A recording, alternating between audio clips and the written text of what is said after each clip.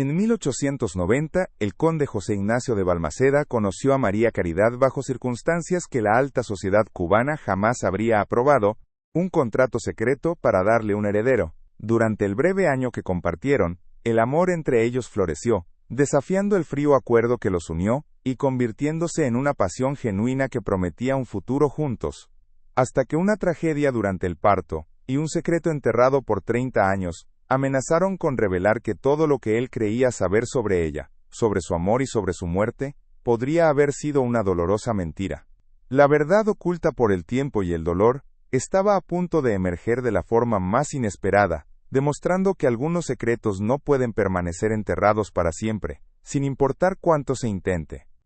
Pero ¿cómo es posible que la verdadera naturaleza de su amor, y el terror que la consumió en sus últimos días, permaneciera oculta a plena vista durante 3 décadas, en los mismos pasillos de la hacienda La Promesa? Antes de contarte cómo un devastador huracán desenterró una caja que contenía las respuestas que el conde buscó por 30 años, déjanos un comentario diciendo desde dónde nos acompañas y suscríbete al canal.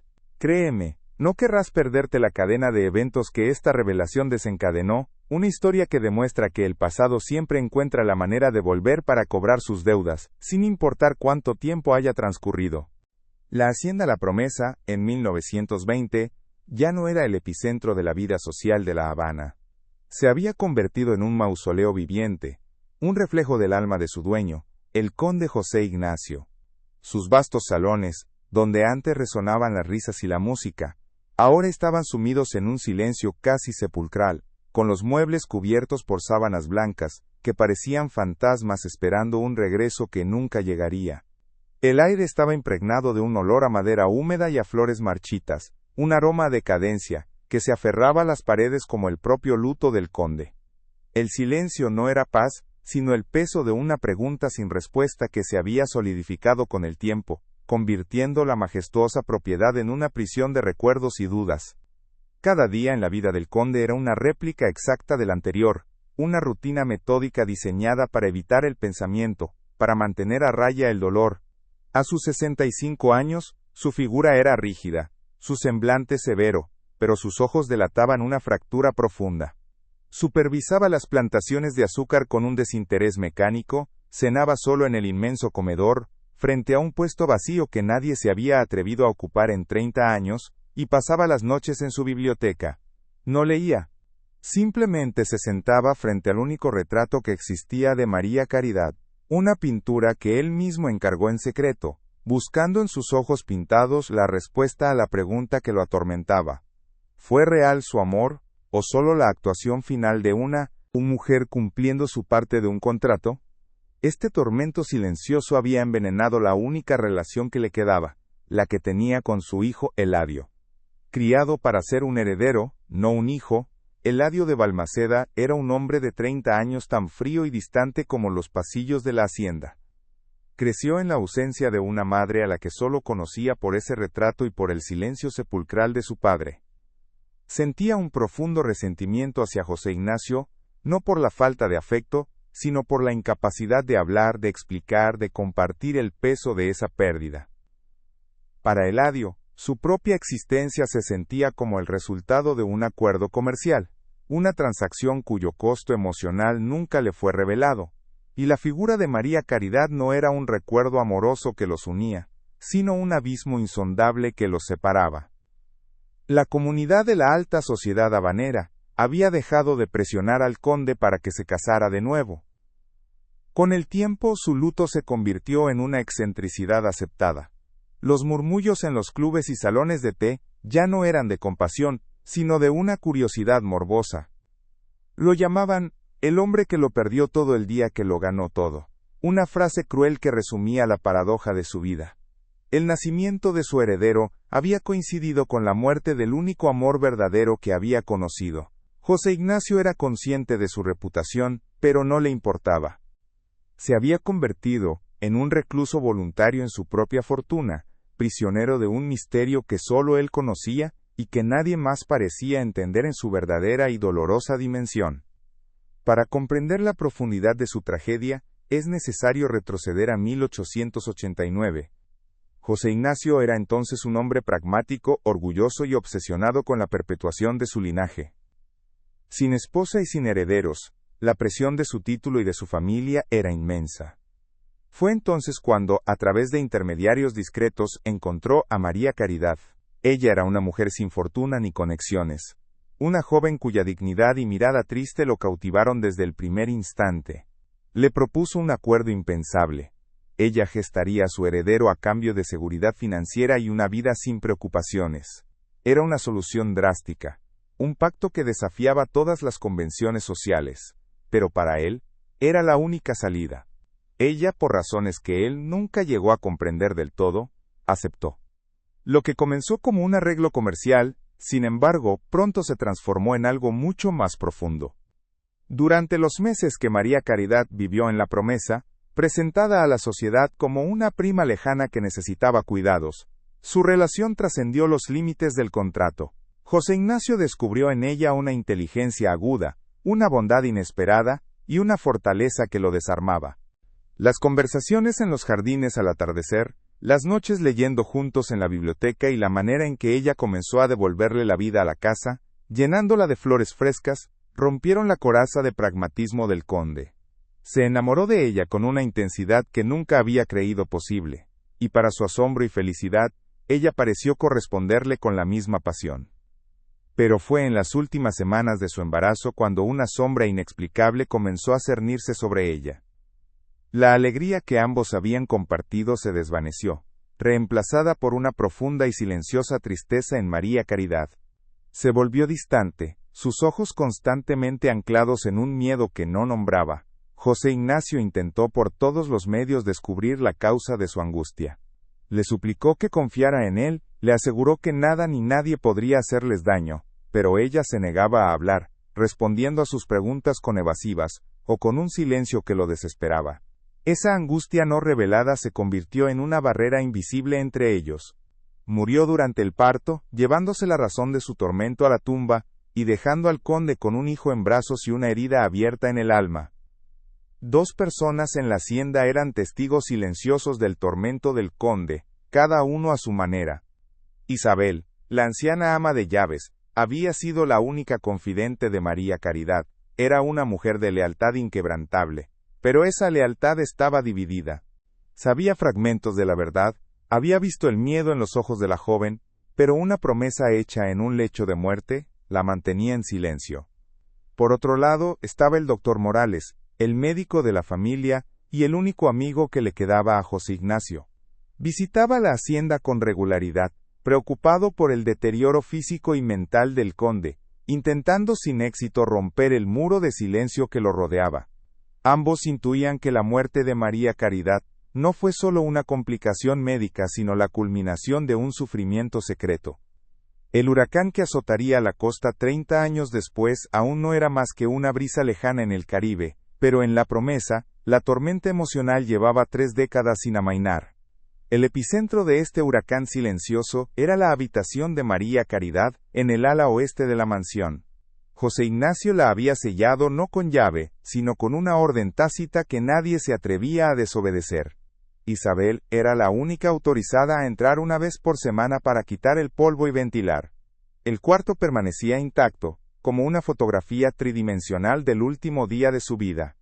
Un libro abierto sobre la mesita de noche, un chal de seda sobre una silla, y el leve perfume de lavanda, su favorito, que el conde insistía en mantener fresco.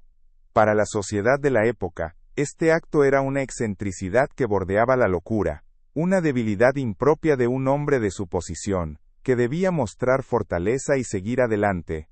Pero para él, era el único santuario donde su recuerdo seguía vivo. La relación entre José Ignacio y Eladio se había osificado en una rutina de silencios y distancias. Las cenas en el gran comedor eran una tortura para ambos.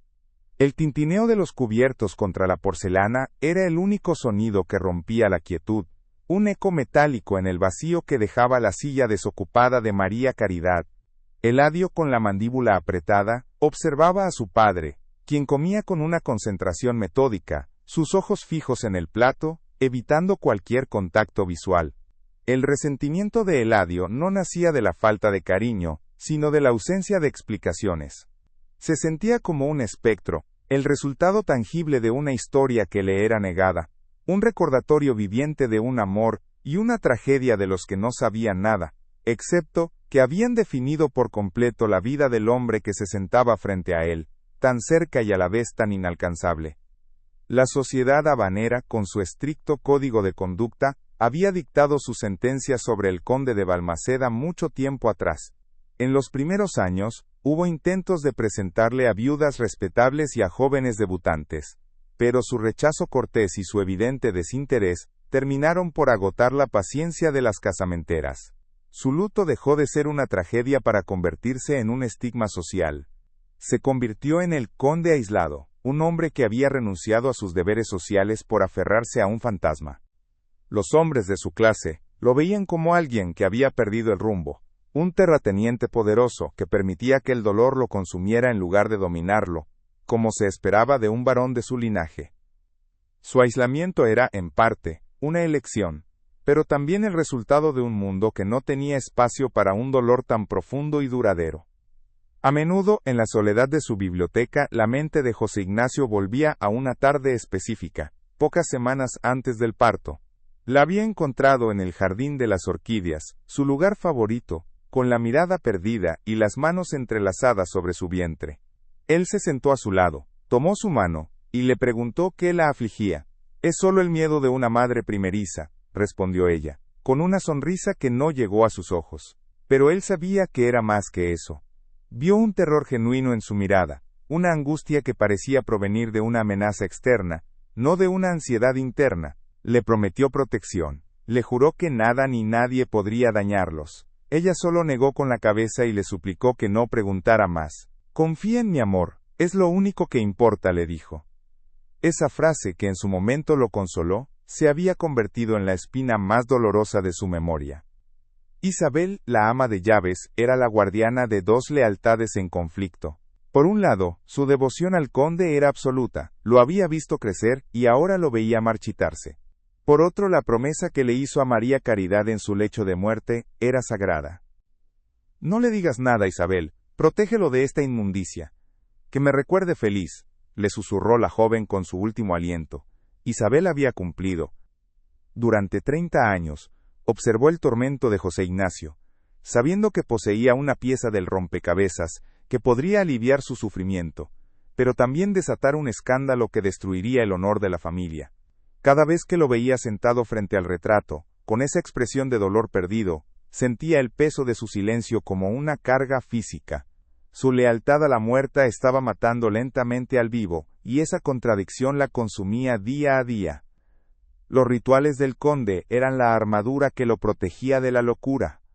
Cada mañana, antes de ir a los campos, se detenía frente al retrato de María Caridad, como si buscara su bendición. Por las noches, sacaba de una caja de seguridad el contrato que habían firmado. No lo leía por sus cláusulas, sino para tocar el papel donde ella había estampado su firma, una caligrafía elegante y firme que parecía contradecir la fragilidad que la consumió al final. A veces, se permitía recordar el sonido de su risa, una melodía que no había vuelto a escuchar en la promesa. Estos actos no eran para recordarla, pues era imposible olvidarla. Eran un intento desesperado de mantener viva la sensación de su presencia, de convencerse a sí mismo de que lo que vivieron fue tan real como el dolor que ahora sentía, y no una fantasía que él había construido para sobrevivir. Desde la perspectiva de Eladio, la hacienda no era un hogar, sino un museo dedicado a una santa desconocida. Su padre no era un hombre de luto, sino el sumo sacerdote de un culto doloroso del que él era un mero acólito no iniciado. Intentó, en varias ocasiones, romper esa inercia. Propuso modernizar los métodos de producción del azúcar, invertir en nueva maquinaria, incluso sugirió organizar una pequeña recepción para restablecer los lazos sociales de la familia. Cada propuesta era recibida con la misma respuesta, un vago asentimiento y una indiferencia que dejaba claro que el futuro no le interesaba. Para José Ignacio, la promesa no era un negocio que debía prosperar, sino el escenario congelado de su felicidad y su tragedia. Eladio comprendió que cualquier intento de cambiar la hacienda era visto por su padre como un sacrilegio, Un intento de borrar las huellas de la única persona que realmente le había importado. Las visitas del doctor Morales eran un faro de normalidad en un mar de obsesión. El médico, un hombre pragmático y de buen corazón, era el único que se atrevía a hablarle a José Ignacio con franqueza. «José Ignacio, esto no es vida. Estás enterrado aquí con ella», le dijo en una de sus visitas, mientras compartían un brandy en la biblioteca. «El muchacho te necesita. Eladio es un buen hombre, pero lo estás convirtiendo en un extraño bajo tu propio techo». El conde simplemente lo miró, sus ojos vidriosos reflejando las llamas de la chimenea. «Tú no lo entiendes, amigo mío. No es su muerte lo que me atormenta. Es el no saber por qué murió. No puedo darle a mi hijo un legado construido sobre una mentira o una duda». Morales suspiró, derrotado. Sabía que no estaba luchando contra el dolor, sino contra un misterio que se había vuelto más sólido que las paredes de la mansión. El personal de la promesa se movía por la casa con un cuidado reverencial. Habían aprendido a interpretar el estado de ánimo del conde por el sonido de sus pasos, por la forma en que cerraba una puerta. Los más antiguos, aquellos que habían conocido a María Caridad, hablaban de ella en susurros en la cocina, recordando su amabilidad y la luz que trajo a la casa. Los más jóvenes solo conocían la leyenda, la mujer hermosa que murió de tristeza y que mantenía el alma del patrón encadenada. El silencio de José Ignacio se había contagiado a toda la propiedad, creando una atmósfera de respeto y temor. Nadie se atrevía a reír demasiado fuerte en los pasillos o a tocar música alegre. La promesa no era solo el hogar del conde, era una extensión de su luto, y todos sus habitantes, voluntaria o involuntariamente, participaban en esa vigilia interminable. Una noche, mientras una tormenta eléctrica azotaba el exterior, José Ignacio se encontró observando su propio reflejo en el cristal oscuro de la ventana de la biblioteca. Detrás de él, el retrato de María Caridad parecía observarlo con una tristeza inmutable. Pero por primera vez, en mucho tiempo, no fue a ella a quien vio, sino al hombre en el reflejo, un anciano encorvado por el peso de los años y de las preguntas. Y entonces, un pensamiento nuevo y punzante lo atravesó. No solo le había fallado a ella al no poder protegerla de su miedo secreto, sino que le estaba fallando a su hijo, robándole un padre por aferrarse a un pasado que se negaba a entregar sus respuestas. Esa noche, una diminuta grieta apareció en el muro de su dolor, una fisura causada por la culpa hacia los vivos, no solo por la devoción a los muertos. Era un cambio casi imperceptible, pero suficiente para que el destino, que aguardaba pacientemente en forma de huracán, encontrara por dónde entrar. El cambio no llegó con un estruendo, sino con el goteo persistente de una noche de tormenta a finales de agosto. No era el huracán que el destino guardaba para ellos, sino una de esas tempestades tropicales que empapan la tierra y ponen a prueba los techos viejos. En la biblioteca, el santuario de José Ignacio, una gotera que llevaba años anunciándose finalmente cedió. El agua, teñida del polvo y el tiempo acumulados en el ático, se deslizó por la pared y trazó un camino oscuro directamente sobre el rostro pintado de María Caridad. La mancha, como una lágrima sucia, desfiguró la única imagen intacta que le quedaba. Un acto de profanación de la naturaleza que se sintió tan personal como una puñalada. José Ignacio no gritó ni maldijo, simplemente se quedó paralizado, viendo cómo 30 años de devoción se disolvían en una mancha de humedad y pigmento. Fue Eladio quien lo encontró horas después, inmóvil en su sillón, con la mirada fija en el lienzo arruinado. La lámpara de aceite proyectaba una luz temblorosa sobre la escena, haciendo que el rostro dañado de su madre pareciera llorar de verdad. Por primera vez en su vida, Eladio no vio al conde de Balmaceda, el patriarca distante y frío. Vio a un hombre anciano y devastado, cuya única ancla con la cordura acababa de ser arrancada. En ese instante, el resentimiento que había alimentado durante décadas se evaporó, reemplazado por un impulso protector que lo sorprendió a él mismo. Sin decir una palabra, se acercó, puso una mano en el hombro de su padre, un contacto físico casi inédito entre ellos, y con una voz firme que no sabía que poseía dijo: «Yo me encargo. Lo arreglaremos». Al día siguiente, Eladio se movió con una eficiencia que su padre nunca había visto en él, Viajó a La Habana y tras varias consultas, encontró al mejor restaurador de arte de la isla, un anciano español llamado Mateo, famoso por su habilidad para obrar milagros en lienzos considerados perdidos. Con un cuidado extremo, Eladio supervisó el desmontaje del cuadro. Cuando el pesado marco dorado fue retirado de la pared, dejó una marca pálida en el papel tapiz, un rectángulo fantasmal que gritaba la ausencia de María Caridad, con más fuerza que su presencia. Ver a su hijo tomar el control de la situación, tratando el retrato no como una reliquia intocable sino como un problema que necesitaba solución, provocó en José Ignacio una extraña mezcla de gratitud y desasosiego. Estaba cediendo el control de su dolor, y no sabía si eso era una liberación o una traición. Las semanas que siguieron fueron extrañas. La biblioteca, sin el retrato, se sentía vacía, despojada de su centro gravitacional. José Ignacio seguía sentándose allí por las noches, pero ahora su mirada vagaba sin rumbo, perdida en la mancha pálida de la pared. El silencio entre padre e hijo se hizo diferente. Ya no era un silencio hostil, cargado de reproches no dichos, sino un silencio de espera, una tregua incómoda. Eladio, por su parte, se encontraba visitando el taller de Mateo en La Habana, con una frecuencia que no era estrictamente necesaria. Observaba al anciano trabajar con sus pinceles finos y sus mezclas de pigmentos, fascinado por el lento proceso de devolverle la vida al rostro de una mujer que solo conocía como una leyenda familiar. Estaba, sin saberlo, conociendo a su madre a través de las pinceladas de un extraño. Fue durante una de esas visitas que ocurrió el primer descubrimiento. Mateo, mientras preparaba el lienzo para volver a tensarlo en el marco, notó que el cartón de respaldo estaba ligeramente suelto. Con curiosidad, deslizó una espátula delgada y sintió algo.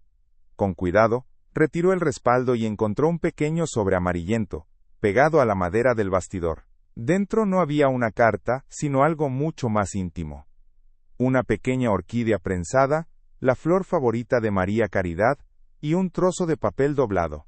En él, con la misma caligrafía elegante que José Ignacio recordaba de su contrato, había una única frase: «Mi promesa eres tú, no el acuerdo». Mateo, un hombre discreto, guardó el hallazgo, sabiendo que no le correspondía a él entender su significado, sino simplemente entregarlo junto con la obra restaurada.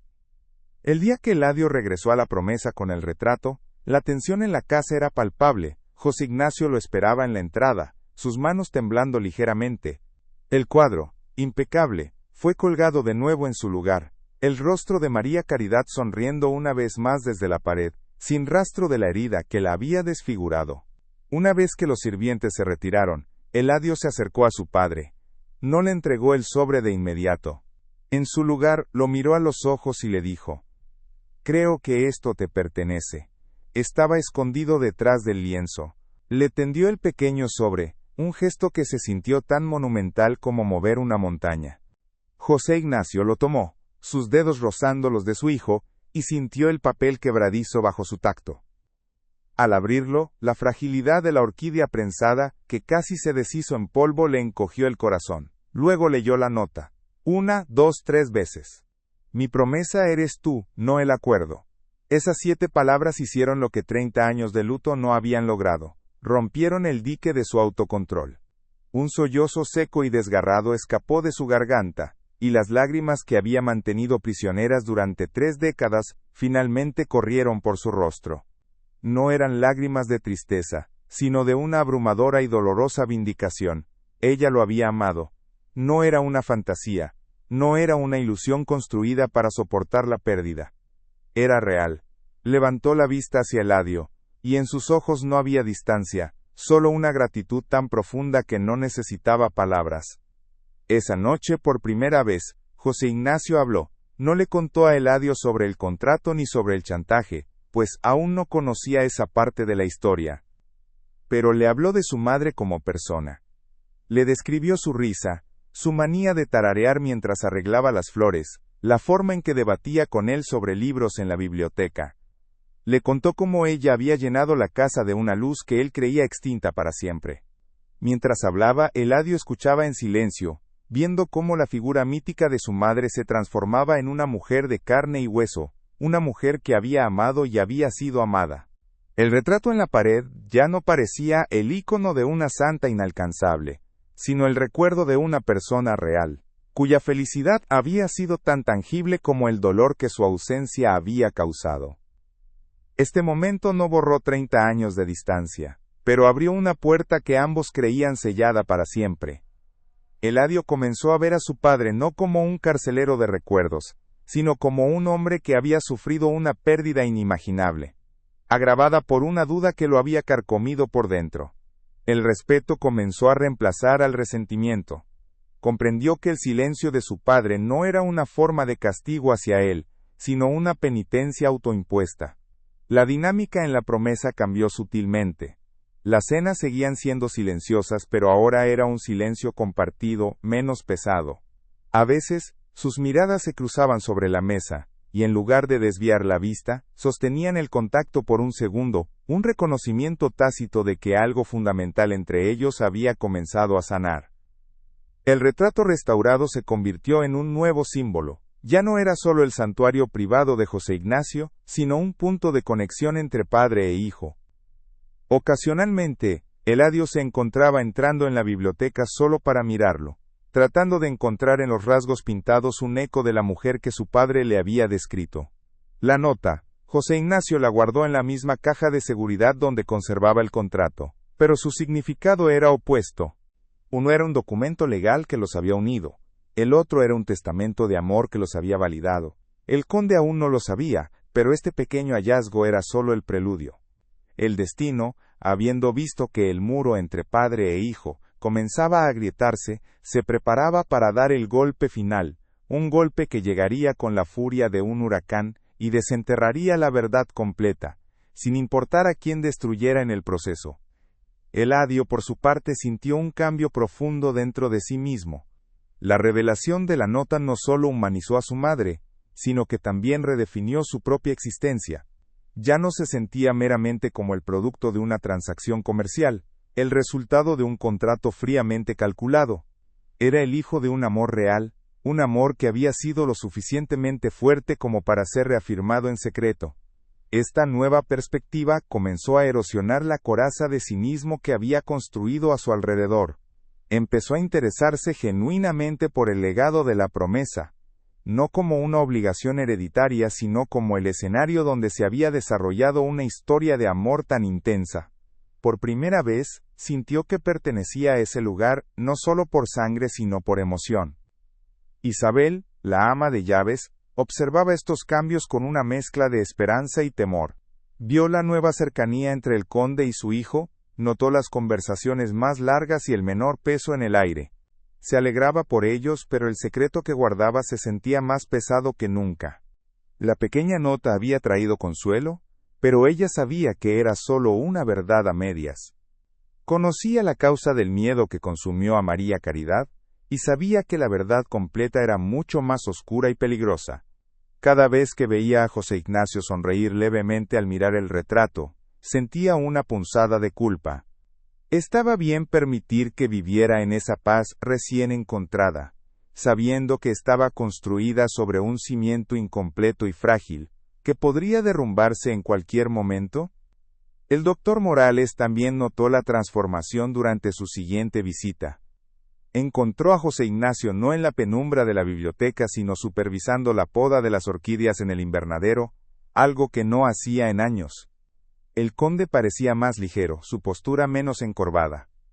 «Parece que has encontrado algo de paz, viejo amigo», comentó Morales con cautela. José Ignacio se volvió hacia él, y por primera vez en mucho tiempo, sus ojos no tenían esa mirada vacía y perdida. «He encontrado una certeza, que es mucho mejor que la paz», respondió, mostrándole una orquídea blanca. «Ella me dijo una vez que estas flores le recordaban que hasta en los lugares más sombríos, la belleza puede florecer. Creo que empiezo a entender lo que quería decir». Morales no entendió el significado completo, pero vio el cambio, y eso fue suficiente. La relación entre padre e hijo comenzó a construirse en pequeños gestos. Una tarde, Eladio encontró a su padre luchando con los libros de contabilidad de la hacienda, una tarea que siempre había detestado. Sin que se lo pidieran, se sentó a su lado y comenzó a ayudarlo, señalando discrepancias y sugiriendo eficiencias. José Ignacio, en lugar de rechazar la ayuda, la aceptó. Trabajaron juntos hasta bien entrada la noche. El único sonido era el rasgueo de las plumas y el pasar de las páginas. No hablaron de María Caridad ni del pasado, pero en esa colaboración silenciosa, estaban construyendo un presente. Estaban finalmente empezando a actuar como una familia, unida no solo por el nombre, sino por un propósito compartido. Incluso el personal de la hacienda notó el cambio en la atmósfera. El silencio opresivo que había gobernado la promesa durante 3 décadas comenzó a disiparse, reemplazado por una quietud más serena. Se escuchaban más conversaciones en los pasillos, y la risa ocasional de un joven sirviente ya no era recibida con miradas de reproche. La casa parecía estar despertando de un largo y febril sueño. El retrato de María Caridad, ahora restaurado y con su secreto revelado, ya no era un monumento al dolor, sino un faro de esperanza. Parecía vigilar la casa no con tristeza, sino con una aprobación silenciosa, como si la pequeña grieta de luz que había entrado en el corazón del conde estuviera comenzando a iluminar cada rincón de la propiedad. Sin embargo, esta nueva armonía era frágil, como el cristal fino. Estaba basada en una verdad parcial, un fragmento de consuelo en un mar de preguntas sin respuesta. José Ignacio se sentía reivindicado en su amor, pero la pregunta fundamental seguía en pie. Si ella lo amaba tanto, ¿qué era aquello tan terrible que la llenó de un miedo mortal en sus últimos días? ¿Por qué no confió en él lo suficiente como para revelárselo? La nota, aunque un bálsamo para su corazón, no explicaba la angustia en sus ojos, el terror que la hizo distanciarse. La duda no había desaparecido por completo, simplemente había cambiado de forma, volviéndose más específica y por lo tanto, más desconcertante. Eladio también sentía que la historia no estaba completa. Aunque agradecido por la verdad que había aprendido, su mente lógica y pragmática no podía evitar ver las piezas que faltaban. Su padre le había descrito a una mujer valiente e inteligente. ¿Qué podría haber asustado a una mujer así hasta el punto de enfermar y morir? Comenzó a sentir una necesidad creciente de proteger el legado de su madre, de entender la totalidad de su sacrificio. La curiosidad que lo había llevado a investigar al restaurador, ahora se transformaba en una determinación silenciosa. Por primera vez, el misterio de María Caridad no era solo el tormento de su padre, se estaba convirtiendo en su propia búsqueda personal. Y así, mientras padre e hijo daban los primeros y tentativos pasos para reconstruir su relación sobre el terreno recién descubierto de un amor confirmado, en el horizonte, las nubes comenzaban a acumularse. El aire se volvía más pesado, el cielo adquiría un tono cobrizo al atardecer, y los vientos del Caribe susurraban promesas de una tormenta de una magnitud que nadie en la región había visto en una generación. La promesa, la hacienda y la promesa de amor de María Caridad, estaba a punto de ser puesta a prueba por una fuerza de la naturaleza que no respetaría muros, ni secretos, ni las frágiles paces construidas por los hombres. La verdad completa estaba esperando, enterrada no muy lejos, y el huracán era la única llave que podía desenterrarla. El huracán, sin embargo, no llegó de inmediato. En su lugar, se instaló una calma extraña y pesada, un interludio que la naturaleza le concedió a la promesa, y que padre e hijo aprovecharon sin darse cuenta. La primera mañana después de la revelación de la nota, Eladio encontró a su padre en la biblioteca, pero no frente al retrato. Estaba de pie junto a la ventana, observando el amanecer. Por primera vez, no parecía un espectro anclado al pasado, sino un hombre contemplando un nuevo día. No se dijeron nada, pero Eladio preparó 2 tazas de café y le llevó una a su padre. José Ignacio la aceptó con un leve asentimiento, y ambos bebieron en un silencio que ya no era de distancia, sino de compañía. Era un gesto pequeño, casi insignificante, pero en la historia de su relación, equivalía a mover continentes. Impulsado por una necesidad que no comprendía del todo, Eladio comenzó su propia y discreta investigación. No buscaba un escándalo, sino una conexión. Empezó a pasar tiempo en la cocina, escuchando las historias de los sirvientes más ancianos, aquellos cuyas memorias se extendían más allá de la leyenda de la condesa triste. Les preguntaba sobre las pequeñas cosas, qué canciones tarareaba su madre, si prefería el café con o sin azúcar, qué flores le gustaba cortar para los jarrones. Al principio sus preguntas fueron recibidas con cautela, pero su genuino interés y su trato respetuoso pronto abrieron las compuertas de los recuerdos. Aprendió que su madre tenía un ingenio rápido, que a menudo se escapaba de sus deberes para leer a la sombra de los flamboyanes, y que su risa, según un viejo jardinero, era capaz de hacer florecer hasta las ramas más secas. Isabel, la ama de llaves, era el objetivo principal de la curiosidad de Eladio, y la que más se resistía. Él la abordaba con delicadeza, sabiendo que su lealtad era un muro de granito. Un día, mientras ella pulía la plata en el comedor, él se sentó a su lado. Isabel, solo quiero saber cómo era ella, le dijo en voz baja. Mi padre me ha contado del amor, pero quiero conocer a la mujer. Isabel dejó de frotar un candelabro, sus nudillos blancos por la presión. Sus ojos se llenaron de una tristeza antigua. Era buena, niño. Demasiado buena para este mundo, respondió, su voz apenas un susurro.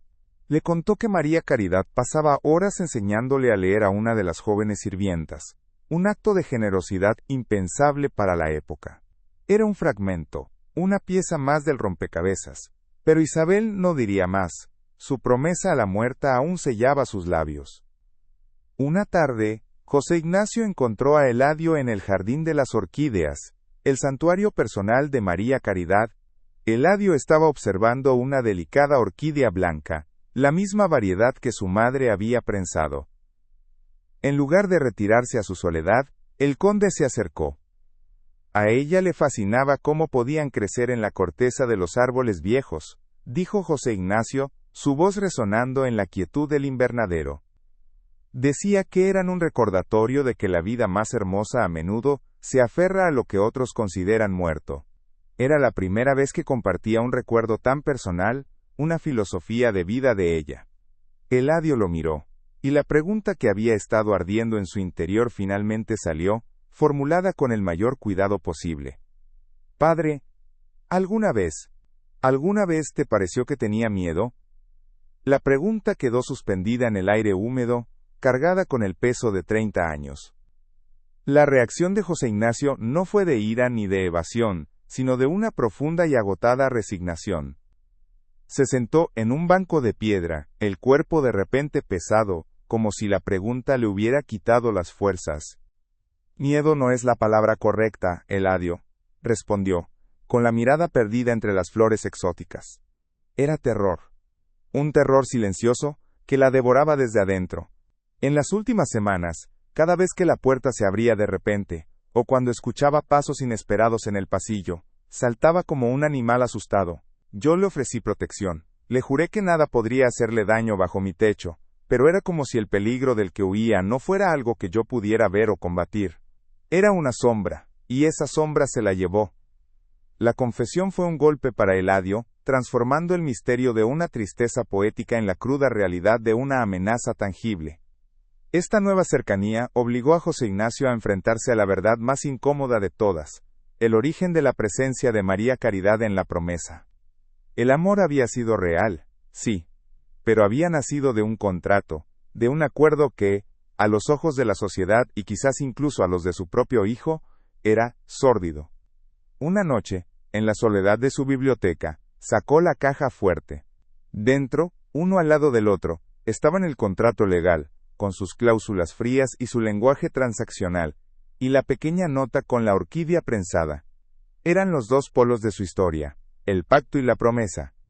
Se dio cuenta de que, para honrar verdaderamente la memoria de ella, y para ser completamente honesto con su hijo, tendría que confesarle la verdad completa de su nacimiento. El miedo a que Eladio lo viera no como un padre afligido, sino como un hombre que había comprado a su madre, lo paralizaba. Eladio, por su parte, sentía que su padre todavía guardaba una pieza fundamental del rompecabezas. Notaba cómo José Ignacio se tensaba cada vez que la conversación se acercaba a cómo se habían conocido él y María Caridad.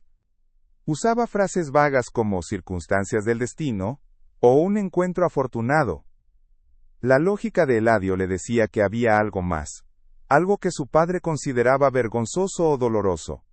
Pero en lugar de presionar, decidió esperar.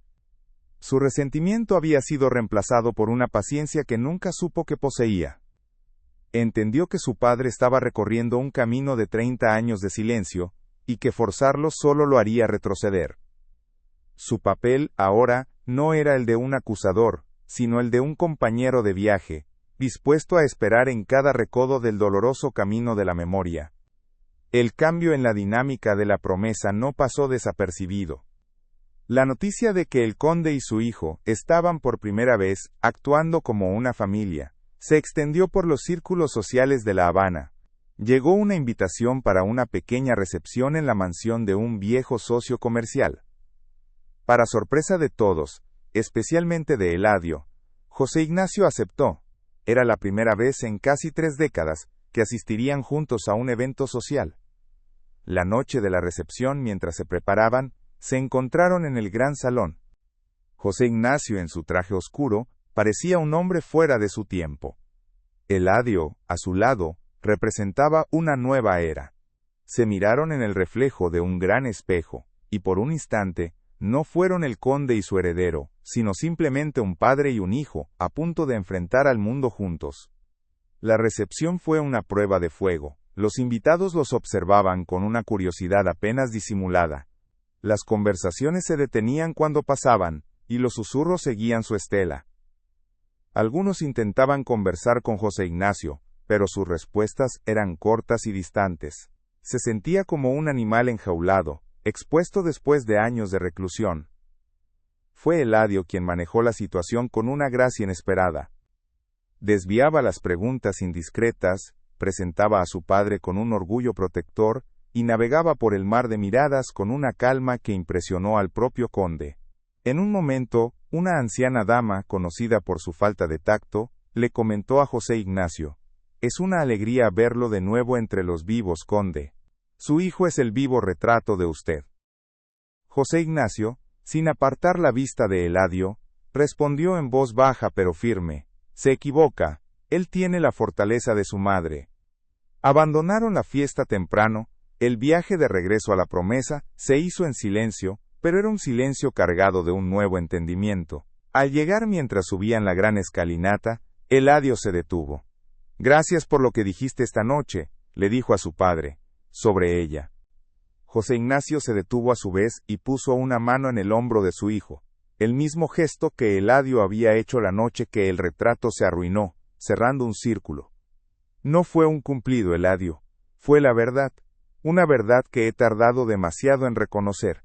En ese momento, bajo el retrato restaurado de María Caridad que parecía observarlos desde lo alto de la escalera, el último vestigio del resentimiento de Eladio se desvaneció por completo. Vio a su padre no como el arquitecto de su solitaria infancia, sino como un hombre que había hecho lo mejor que pudo con un corazón roto.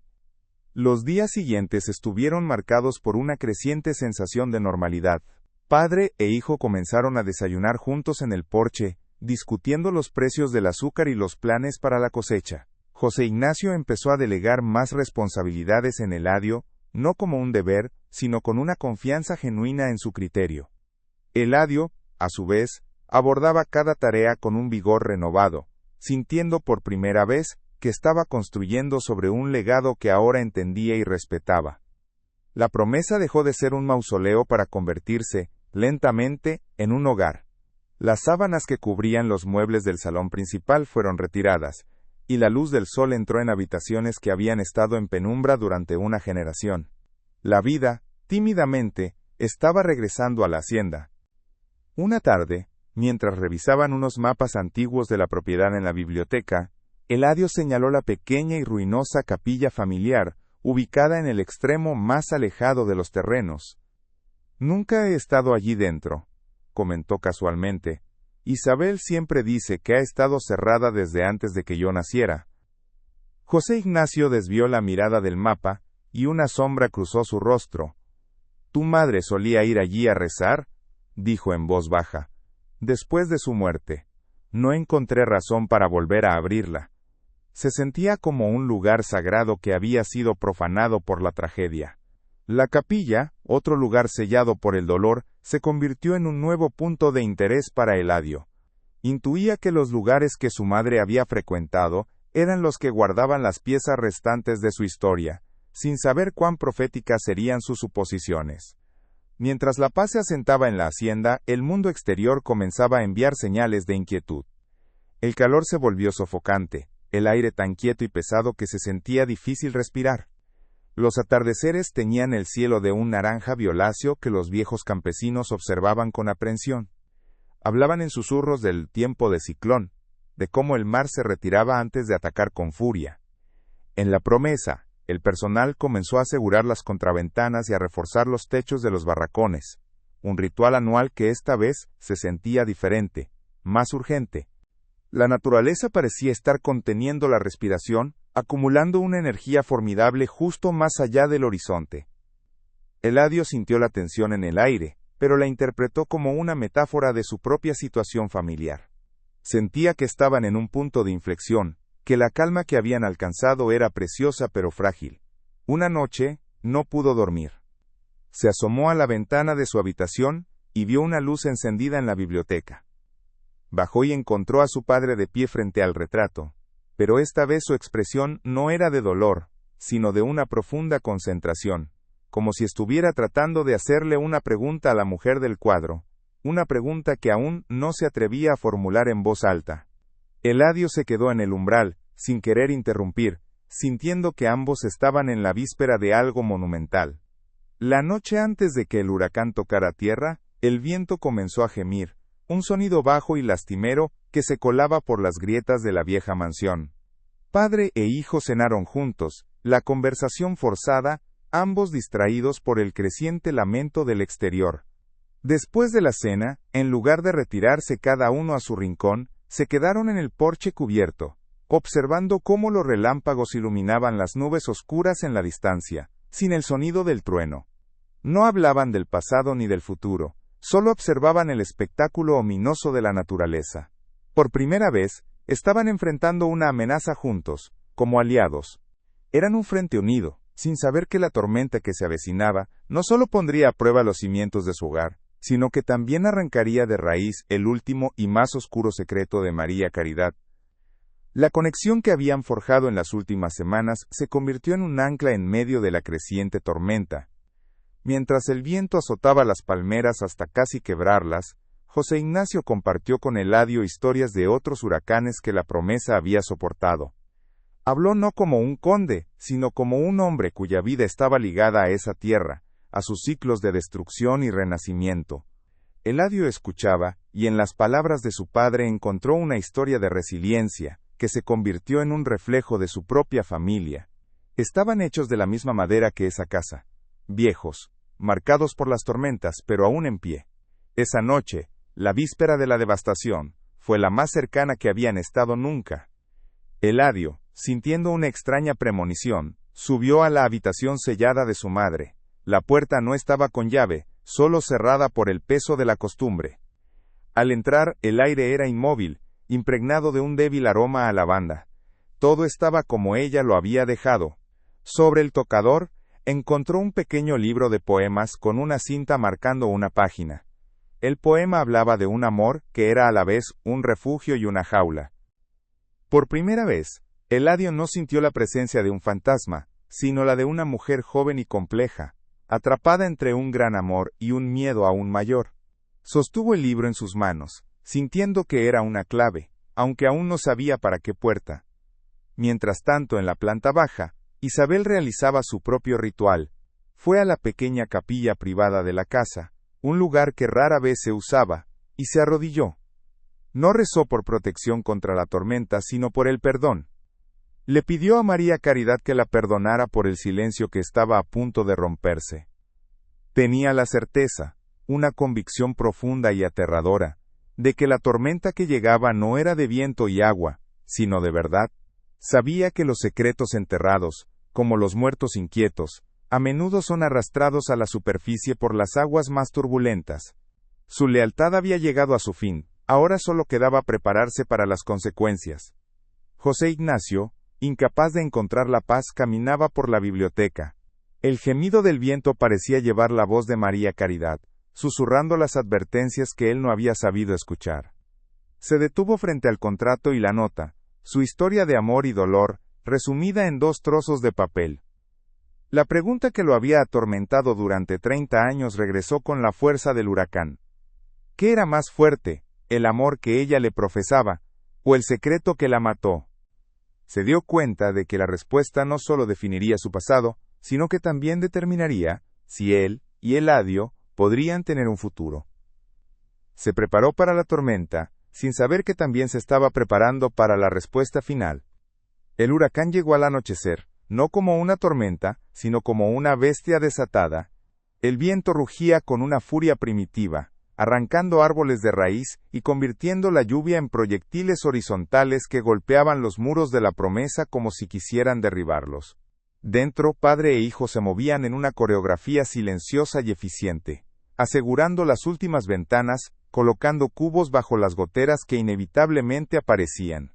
El estruendo exterior era tan absoluto que hacía imposible la conversación, pero en la urgencia del momento, se comunicaban con miradas y gestos, una unidad forjada por la amenaza compartida. Cada trueno que sacudía los cimientos de la casa, parecía el eco de un secreto que se negaba a permanecer enterrado, y cada relámpago que iluminaba la noche parecía buscar los rincones más oscuros de la mansión, y de sus almas. Con las primeras luces del alba, un silencio antinatural descendió sobre la propiedad. El huracán había pasado, dejando tras de sí un rastro de devastación. El paisaje era irreconocible. Campos de caña aplanados, árboles centenarios partidos por la mitad, y escombros esparcidos por todas partes. Pero la visión más desoladora era la de la pequeña capilla familiar. Su viejo techo de tejas había colapsado, y una de sus paredes de piedra se había derrumbado hacia adentro, exponiendo su interior a la luz gris de la mañana. El lugar que José Ignacio había sellado con su dolor 30 años atrás, la naturaleza lo había abierto a la fuerza. Era como si el cielo mismo se hubiera cansado de esperar, y hubiera decidido arrancar la verdad de la tierra por la fuerza bruta, sin pedir permiso. José Ignacio y Eladio salieron a evaluar los daños, sus botas hundiéndose en el lodo. El aire estaba limpio y extrañamente tranquilo. Mientras caminaban por los terrenos, la magnitud de la reconstrucción que tenían por delante los unió en un propósito común. Fue Eladio quien tomó la iniciativa, organizando a los trabajadores para que comenzaran a despejar los caminos principales. Sin embargo, su mirada volvía una y otra vez a la capilla en ruinas. Sintió un impulso inexplicable, una certeza de que debía empezar por allí. Padre, debemos asegurarnos de que nada de valor se haya perdido en el altar, dijo, aunque ambos sabían que la capilla había estado vacía durante décadas. José Ignacio asintió en silencio, su rostro una máscara impasible que ocultaba una mezcla de temor y una extraña, casi dolorosa, expectación. Mientras Eladio y 2 de los trabajadores más fuertes comenzaban a retirar las vigas rotas y las piedras del interior de la capilla, algo llamó su atención. El pesado altar de mármol que parecía haberse movido ligeramente con el derrumbe, ahora descansaba de forma irregular sobre el suelo de losas. Debajo de una esquina, una de las losas de piedra estaba rota, revelando un hueco oscuro debajo. Le pidió a los hombres que lo ayudaran a mover el altar unos centímetros más. Al hacerlo, la losa rota se deshizo por completo, dejando al descubierto una pequeña cavidad excavada en la tierra. Dentro, cubierta por una capa de moho y humedad, había una pequeña caja de madera oscura, con bisagras de hierro oxidadas. No era un cofre de tesoro, sino algo pequeño, personal, escondido deliberadamente del mundo. Eladio se arrodilló, el corazón latiéndole con una fuerza desconocida. Sacó la caja del hueco. Estaba húmeda al tacto y pesaba más de lo que parecía. José Ignacio, que había estado observando desde el umbral de ruido, se acercó lentamente, sus pasos pesados en el suelo cubierto de escombros. No preguntó qué era. En el fondo de su ser, una parte de él que había estado dormida durante 30 años, supo que ese era el momento. Eladio lo miró, sosteniendo la caja como si fuera una reliquia frágil y peligrosa a la vez. No intercambiaron palabras. El silencio que cayó entre ellos era más profundo que el que había dejado el huracán. Juntos padre e hijo llevaron la caja de vuelta a la mansión, dirigiéndose instintivamente a la biblioteca, el único lugar donde las verdades, por dolorosas que fueran, podían ser enfrentadas. Colocaron la caja sobre el escritorio de caoba maciza. La cerradura estaba corroída por el óxido y el tiempo. Eladio usó un pequeño abrecartas de plata para forzarla. El sonido del metal rascando y la madera cediendo fue el único ruido en la habitación. Con un último crujido, la tapa se abrió. Dentro, protegido por una tela de lino amarillenta, no había joyas ni dinero, sino un fajo de cartas, atadas con una cinta de seda azul, que alguna vez debió ser vibrante, pero que ahora estaba descolorida y frágil. El olor a papel viejo, a tierra húmeda y al leve perfume de lavanda, el favorito de ella, llenó el aire. José Ignacio extendió una mano temblorosa y tomó el paquete. Eran la caligrafía de María Caridad. Lo supo al instante, con una certeza que le heló la sangre y le encendió el alma. Con dedos que apenas le obedecían desató la cinta, que se deshizo en polvo, desdobló la primera carta. Su voz, cuando comenzó a leer en voz alta, era un susurro ronco, quebrado por la emoción. Mi amado José Ignacio, comenzaba. Te escribo estas líneas que nunca leerás, porque mi corazón está tan lleno de amor por ti, que temo que estalle. Las primeras cartas eran un torrente de amor y felicidad.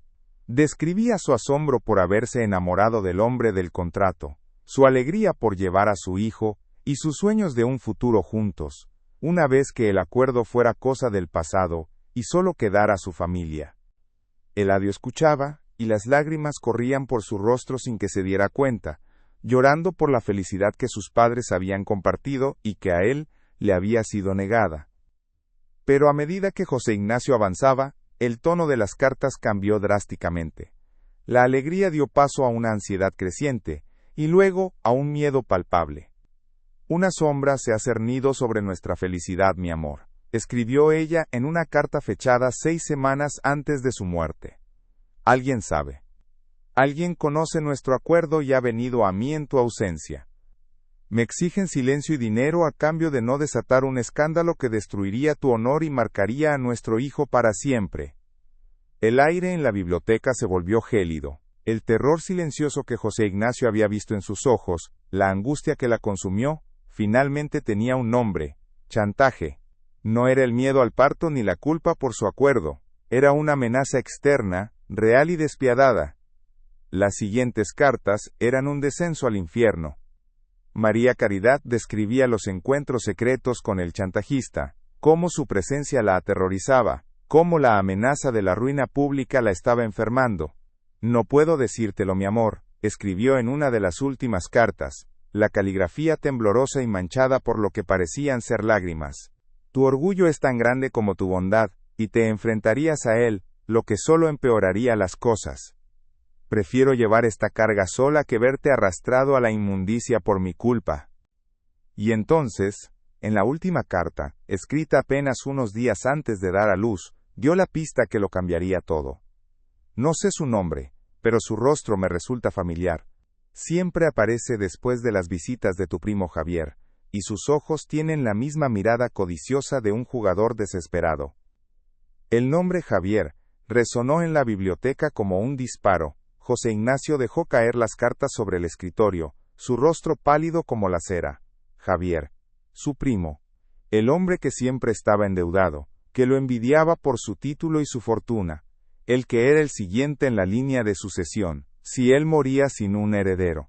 Un torrente de recuerdos olvidados lo inundó, las visitas frecuentes de Javier en aquellos meses, sus preguntas sutiles sobre la prima enferma, la amargura en su mirada cada vez que José Ignacio hablaba del futuro de su linaje.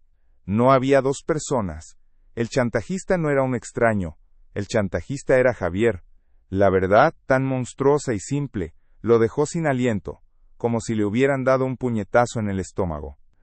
Con una energía febril, que no había sentido en 30 años, José Ignacio se levantó y fue hacia un viejo armario en la esquina de la biblioteca. Sacó un pesado libro de contabilidad, el de 1890. Sus manos volaban sobre las páginas amarillentas, buscando las fechas que María Caridad había puesto en sus cartas. Y allí estaba, en una caligrafía impecable que ahora parecía una burla. Al lado de las fechas que coincidían con las visitas de Javier había registros de grandes retiros de dinero, justificados como gastos de inversión imprevistos, pagos que él nunca había cuestionado confiando en la gestión de su primo. No era solo un chantaje. Javier la estaba desangrando financieramente mientras la torturaba emocionalmente. El dinero no era para el chantajista. El dinero era el chantajista. Entonces, la realización final, la más horrible de todas, lo golpeó con la fuerza de un rayo. Javier no solo quería dinero. Al someter a María Caridad a un estrés tan extremo, durante los últimos meses de su embarazo, su objetivo era mucho más siniestro. Estaba tratando de provocar un aborto. Estaba tratando de eliminar al heredero. Su muerte durante el parto no había sido una complicación médica, una tragedia del destino. Había sido el resultado directo, el objetivo final de la cruel campaña de terror de su propio primo. No fue una desgracia, fue un asesinato. Un asesinato lento, calculado y cobarde, perpetrado no con un arma sino con el miedo. El grito que escapó de la garganta de José Ignacio no fue de dolor, sino de una rabia y una culpa tan profundas que parecieron rasgar el tejido mismo del tiempo. Se desplomó en su silla, el cuerpo sacudido por sollozos secos y desgarradores. Eladio, que había permanecido congelado durante la frenética búsqueda, se arrodilló a su lado, sin saber qué hacer o decir. Fue entonces cuando José Ignacio levantó la vista, sus ojos inyectados en sangre, y finalmente le contó todo. No solo lo que decían las cartas, sino la historia completa. Le habló del contrato, de la desesperación por un heredero, de cómo había comprado a la mujer que terminó amando con toda su alma. Le confesó su ceguera, su orgullo, su incapacidad para ver el terror que se desarrollaba bajo su propio techo. La confesión fue un torrente. 30 años de silencio, culpa y dolor vertidos en unos pocos minutos devastadores. Al escuchar la verdad completa, el último vestigio de resentimiento en el corazón de Eladio se disolvió, reemplazado por una comprensión y una empatía abrumadoras. Vio el sacrificio de su madre, que soportó el tormento sola para proteger al hombre que amaba y al hijo que llevaba. Y vio el infierno silencioso de su padre, que no solo había perdido a su amor, sino que había vivido 3 décadas atormentado por la duda, sin saber que el asesino se había sentado a su mesa, había compartido su vino y le había dado el pésame con una sonrisa hipócrita. El muro que los había separado durante 30 años se derrumbó en un instante, arrasado por la marea de una verdad compartida. Eladio no dijo nada. Simplemente extendió los brazos y abrazó a su padre. No fue el gesto torpe y distante de antes, sino un abrazo fuerte, desesperado, el abrazo de un hijo que finalmente entendía la magnitud del sufrimiento de su padre. José Ignacio se aferró a él, el rígido conde de Balmaceda desapareciendo para dejar solo a un hombre anciano y con el corazón roto, que lloraba por primera vez en 30 años, en los brazos del hijo que su amor le había dado. En ese abrazo, en medio de la biblioteca, con las cartas de una mujer muerta esparcidas sobre la mesa como testamento, el ciclo de dolor y distancia finalmente se rompió. Eran por primera vez simplemente un padre y un hijo, de luto juntos. Cuando los sollozos de José Ignacio finalmente cesaron, un nuevo tipo de silencio llenó la habitación. No era el silencio pesado del dolor no dicho, sino la quietud que sigue a la batalla, un silencio de agotamiento y claridad. Afuera, el sol comenzaba a brillar, iluminando un mundo lavado y limpio por la tormenta. Adentro, la tormenta emocional también había pasado, dejando tras de sí una verdad cruda y dolorosa, pero una verdad al fin. El peso de la incertidumbre que había encorvado los hombros del conde durante 30 años, se había ido, reemplazado por el pesado manto de la certeza. Levantó la vista hacia Eladio, y en sus ojos ya no había solo dolor, sino una nueva y fría determinación. Eladio vio el cambio en la mirada de su padre. La fragilidad del hombre que acababa de derrumbarse, había sido reemplazada por el acero de un propósito inquebrantable. El conde de Balmaceda había vuelto, pero no era el mismo hombre. Ya no estaba atormentado por fantasmas del pasado, sino impulsado por la necesidad de justicia para el futuro. Se puso de pie, su postura más erguida de lo que Eladio la había visto en años. Se acercó a la ventana y miró hacia los terrenos devastados de la promesa. Pero su mente estaba en otro lugar, en otro tiempo, planeando el último acto de una tragedia que había esperado 3 décadas para llegar a su conclusión. Se volvió hacia su hijo, y su voz cuando habló era tranquila, pero con un filo cortante que Eladio nunca había escuchado. Tu madre no murió en vano, Eladio. Su sacrificio nos ha dado la verdad. Y ahora con esa verdad, vamos a asegurarnos de que el hombre responsable de su muerte pague por cada lágrima que derramó, por cada noche de terror que sufrió. No era una amenaza nacida de la ira del momento, sino una sentencia, una promesa, hecha a la mujer del retrato, al hijo que estaba a su lado y a sí mismo. La paz aún estaba lejos, pero por primera vez en 30 años, el camino hacia ella estaba claro. Y lo recorrerían juntos. La confrontación no terminó con un estallido, sino con el silencio más profundo y ensordecedor que la promesa había conocido jamás. Los miembros de la familia, reunidos para una cena que se había convertido en un juicio, se quedaron petrificados en sus asientos, los rostros pálidos de incredulidad y horror. Javier, ahora un anciano frágil y consumido por sus vicios, no negó nada.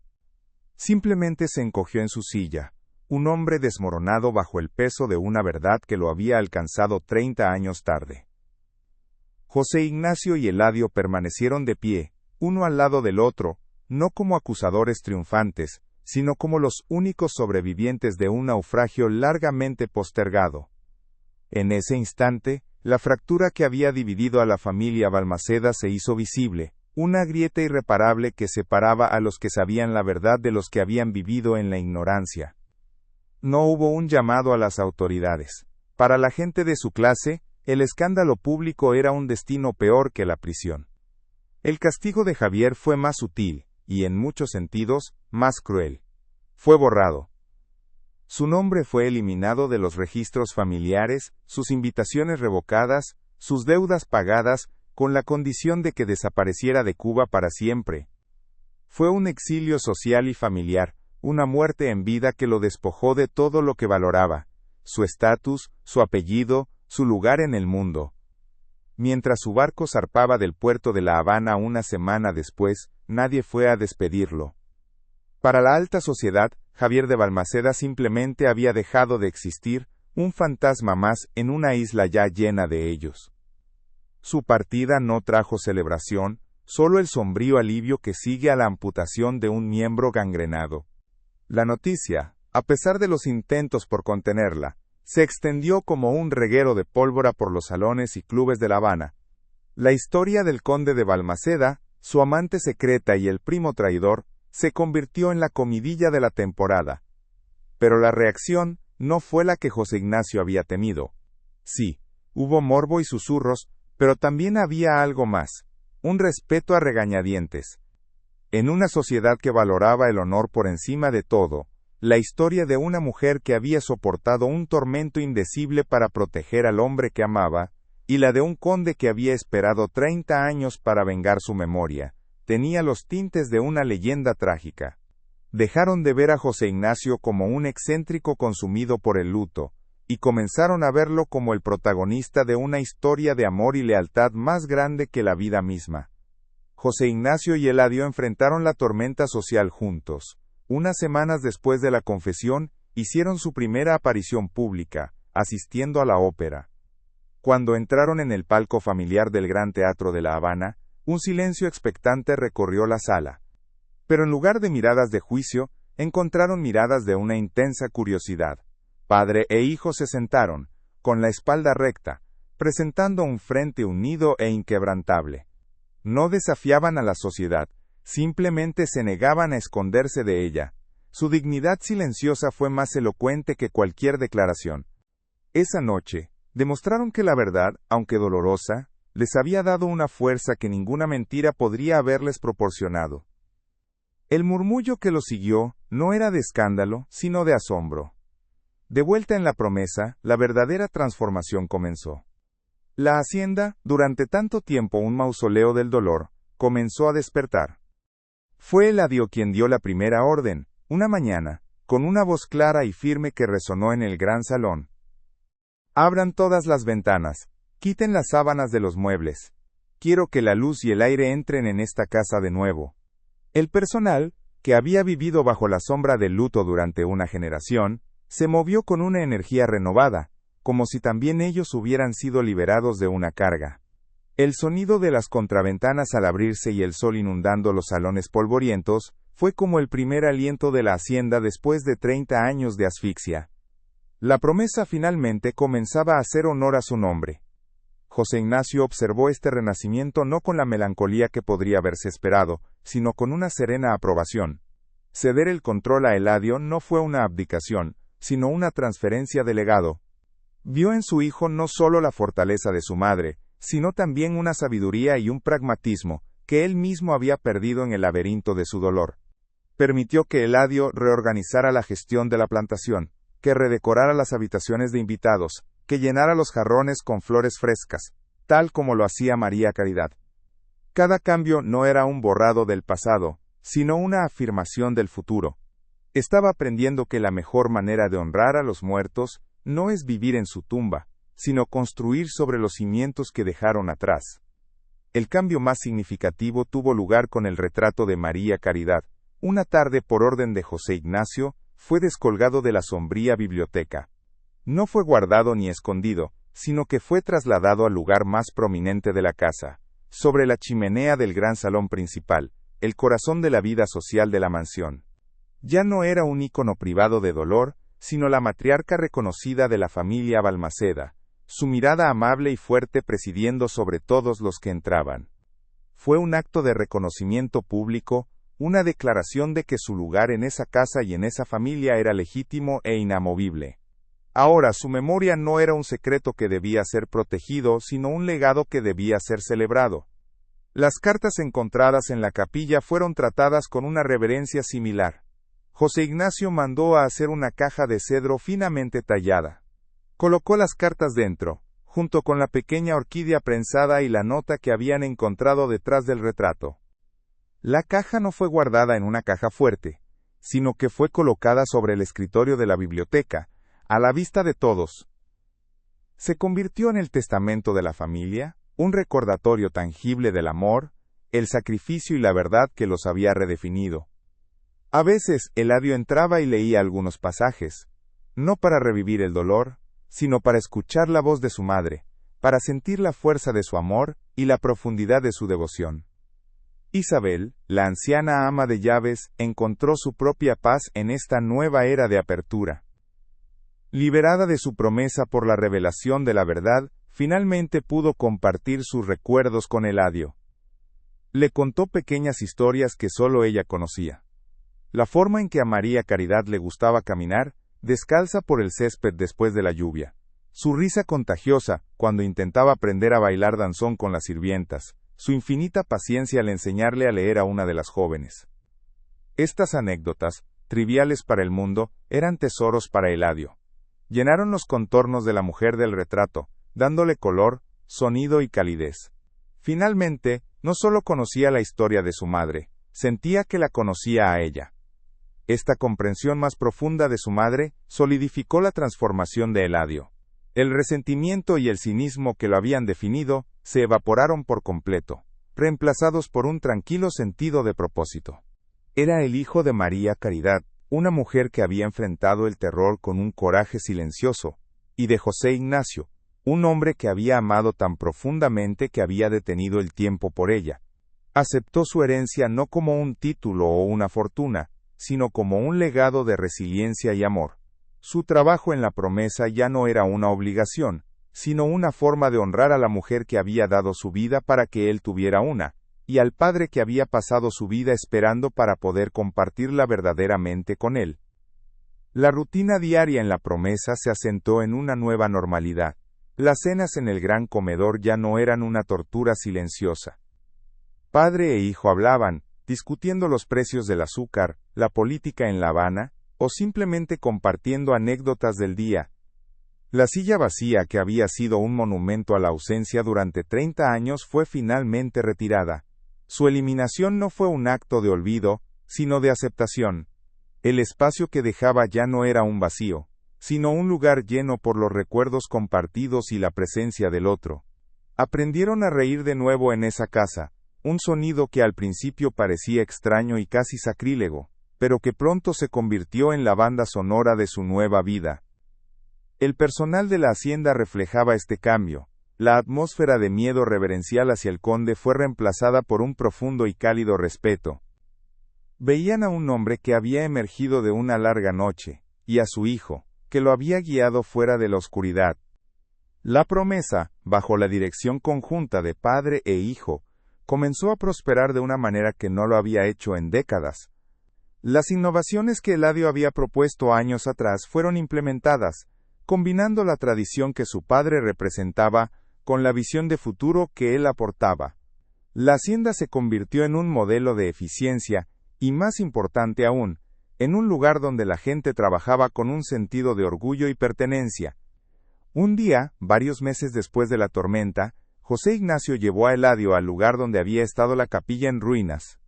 Las piedras y la madera habían sido retiradas, y la tierra había sido preparada. Tu madre creía que la vida más hermosa a menudo crece en los lugares más inesperados, dijo José Ignacio, señalando el terreno desnudo. No vamos a reconstruir una casa de dolor, aquí vamos a construir un jardín de orquídeas blancas, como sus favoritas. Un lugar no para recordar su muerte, sino para celebrar su vida. La idea de transformar un lugar de secreto y tragedia en un símbolo de belleza y renacimiento, era el epílogo perfecto para su historia. Trabajaron juntos en el diseño del jardín, padre e hijo, lado a lado, discutiendo la ubicación de cada planta, el trazado de los senderos. Fue en esos momentos, con las manos en la tierra, que su vínculo se solidificó de una manera que las palabras nunca podrían haber logrado. Estaban plantando un futuro, literalmente, sobre las ruinas del pasado. El jardín se convirtió en un proyecto para toda la hacienda, un símbolo de la nueva era de la promesa. Cuando las primeras orquídeas florecieron, sus pétalos blancos puros contra la tierra oscura, parecían un testimonio de que incluso, después de la tormenta más devastadora, la belleza siempre encuentra la manera de volver a nacer. Con los años, la historia de los Balmaceda se convirtió en una leyenda local, contada en voz baja en los porches al atardecer. El escándalo de la traición de Javier se desvaneció en el tiempo, pero la historia del amor inquebrantable entre el conde y la mujer misteriosa perduró. José Ignacio vivió muchos años más, no como el conde aislado, sino como un patriarca sabio y respetado, que encontró en la vejez la paz que la juventud le había negado. Eladio se casó y tuvo hijos, llenando los pasillos de la promesa con las risas que tanto habían faltado. Les contó a sus hijos la historia de su abuela, no como una tragedia, sino como un cuento de coraje y amor. Ese día, bajo el sol del Caribe que secaba la tierra empapada por el huracán, padre e hijo comprendieron que la verdad, por más cruel que sea, es el único cimiento para la paz, y que un amor nacido en secreto, puede ser la herencia más poderosa de todas. La promesa no solo fue reconstruida, fue redimida. Se convirtió en un testimonio de que las heridas más profundas pueden sanar, que las familias rotas pueden unirse, y que el pasado, una vez enfrentado, no tiene por qué ser una prisión, sino un mapa que nos guía hacia quienes estamos destinados a ser. Si crees que ninguna víctima debe ser olvidada y que la búsqueda de la verdad es fundamental, por favor comparte este video. No te olvides de suscribirte para más investigaciones profundas sobre casos que necesitan ser contados. Gracias por escuchar. El jardín de orquídeas blancas se convirtió en el nuevo corazón de la promesa. No era un lugar de luto sino de vida. José Ignacio y Eladio pasaban muchas tardes allí, no hablando necesariamente del pasado, sino simplemente estando juntos, en un silencio que ya no era de distancia, sino de una profunda comunión.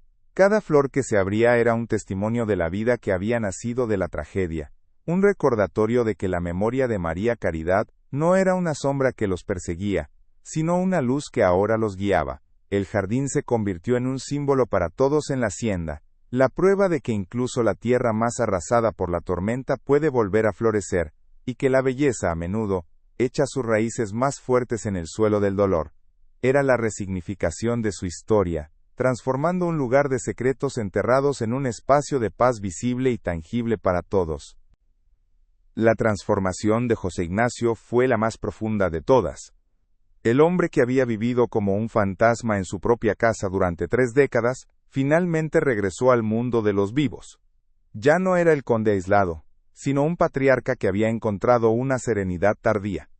Delegó casi por completo la gestión de la hacienda en Eladio, no por desinterés, sino por una confianza absoluta. Su tiempo ahora lo dedicaba a cosas más simples: leer en el porche, enseñar a sus futuros nietos a jugar al ajedrez, y sobre todo, cuidar del jardín de orquídeas. Ya no miraba el retrato de María Caridad con la desesperación de una pregunta sin respuesta, sino con la tranquila gratitud de un hombre que había amado y que, contra todo pronóstico, había sido correspondido. Su luto no terminó, se transformó en un amor sereno que lo acompañaría, como una música suave, por el resto de sus días. Eladio, por su parte, asumió su papel como el nuevo conde de Balmaceda, con una madurez y una empatía que nadie, ni siquiera él mismo, hubiera esperado. La verdad sobre su madre no lo debilitó, por el contrario, le dio un ancla, un sentido de identidad que le había faltado toda su vida. Ya no era el producto de un contrato, sino el heredero de un amor extraordinario y un sacrificio inmenso. Esta certeza se reflejó en cada una de sus decisiones. Dirigió la promesa con una mezcla de la visión moderna que siempre había tenido y un profundo respeto por la tradición y la historia que ahora entendía. Se convirtió en un líder justo y respetado, conocido tanto por su astucia en los negocios como por su compasión hacia sus trabajadores, un rasgo que, según decían los más viejos, había heredado directamente de su madre. El vínculo que se forjó entre padre e hijo en los días posteriores a la revelación fue más allá de la reconciliación. Se convirtió en un pacto sagrado de reconstrucción. No hablaban a menudo de la tragedia. No era necesario.